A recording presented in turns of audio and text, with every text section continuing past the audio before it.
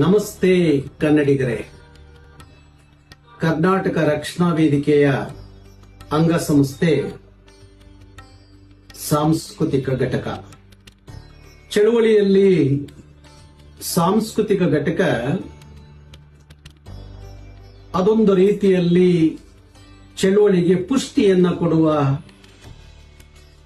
ಸಾಂಸ್ಕೃತಿಕ ಘಟಕ ಆಗಬೇಕು ಅನ್ನೋ ಕಾರಣಕ್ಕೋಸ್ಕರ ಎಲ್ಲರೂ ಚಳುವಳಿಯಲ್ಲಿ ಭಾಗಿಯಾಗಲಿಕ್ಕೆ ಭಾರಿ ಕಷ್ಟ ಆಗುತ್ತೆ. ಚಳುವಳಿಯಲ್ಲಿ ಭಾಗಿ ಆಗದೆ ಇರುವಂತವರು ಸಾಂಸ್ಕೃತಿಕ ಕರ್ನಾಟಕ ರಕ್ಷಣಾ ವೇದಿಕೆಯ ಕ್ಷೇತ್ರದಲ್ಲಿ ಕೆಲಸ ಮಾಡುವಂತ, ಅದರಲ್ಲಿ ಭಾಗಿಯಾಗುವಂತ ಅವಕಾಶಕ್ಕೆ ಕರ್ನಾಟಕ ರಕ್ಷಣಾ ವೇದಿಕೆ ಸಾಂಸ್ಕೃತಿಕ ಘಟಕ ಕರೆ ಕೊಟ್ಟಿದೆ. ಕರ್ನಾಟಕದ ಎಲ್ಲ ಪ್ರಕಾರಗಳ ಕನ್ನಡ ಗಾಯನ ಇರಬಹುದು, ರಂಗಭೂಮಿ ಇರಬಹುದು, ಜಾನಪದ ಇರಬಹುದು, ಯಕ್ಷಗಾನ ಇರಬಹುದು, ಕರ್ನಾಟಕದ ಎಲ್ಲ ಸಾಂಸ್ಕೃತಿಕ ಪ್ರಕಾರಗಳ ಆಸಕ್ತಿ ಇರುವಂತ ಪುರುಷರಿರ್ಬೋದು, ಮಹಿಳೆಯರಿರ್ಬೋದು, ಅವರು ಈ ಸಾಂಸ್ಕೃತಿಕ ಘಟಕಕ್ಕೆ ಸೇರಬಹುದು. ಸೇರುವ ಅವಕಾಶಕ್ಕಾಗಿ ನಾವು ಕರೆ ಮಾಡ್ತಾ ಇದ್ದೀವಿ.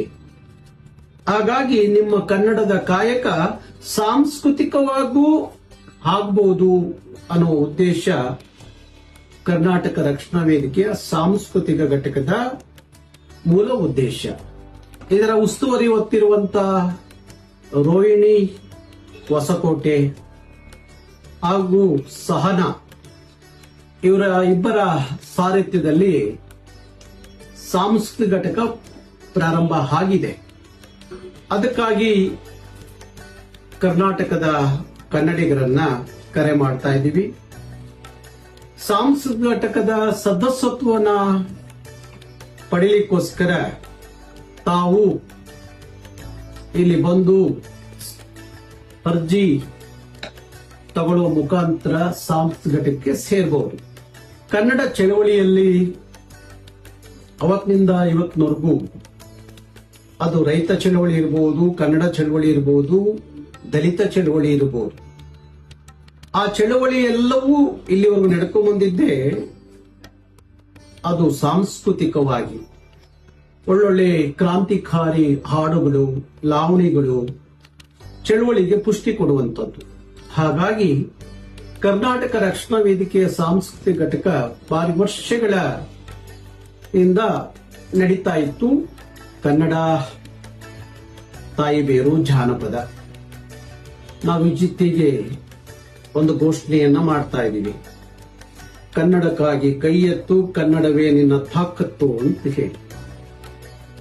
ಕರ್ನಾಟಕ ಅಂದ ತಕ್ಷಣ ಹನುಮನ ಶಕ್ತಿ, ದಾಸರ ಭಕ್ತಿ, ಅದು ನಮ್ಮ ಕರುನಾಡು. ಹಾಗಾಗಿ ಆ ಭಕ್ತಿಯೂ ಬೇಕು, ಶಕ್ತಿಯೂ ಬೇಕು. ಶಕ್ತಿ ಒಂದೇ ಇದ್ರೂ ಸಾಲದು, ಭಕ್ತಿ ಒಂದೇ ಇದ್ರೂ ಸಾಲದು. ಹಾಗೆ ಚಳವಳಿ ಅನ್ನೋದು ಬೀದಿಯ ಹೋರಾಟಕ್ಕಷ್ಟೇ ಸೀಮಿತ ಆಗಬಾರದು. ಅದೊಂದು ಸಾಂಸ್ಕೃತಿಕವಾಗಿಯೂ ಸಹ ಜನಮನವನ್ನ ಗೆಲ್ಲುವಂತ ಕಾಯಕ ಆಗಬೇಕು.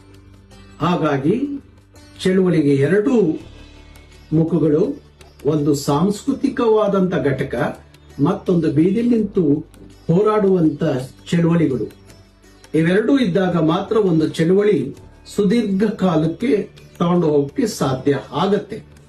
ಹಾಗಾಗಿ ನಮ್ಮ ಸಾಂಸ್ಕೃತಿಕ ಘಟಕಕ್ಕೆ ನೀವೆಲ್ಲ ಬಂದು ಸೇರಿರಿ, ಕನ್ನಡದ ಕಾಯಕವನ್ನ ಮಾಡಿರಿ, ಕರುನಾಡಿನ ತಾಯಿಯ ಋಣವನ್ನ ತೀರಿಸಿರಿ. ಬನ್ನಿ ಕನ್ನಡಿಗರೇ, ನಮಸ್ತೆ.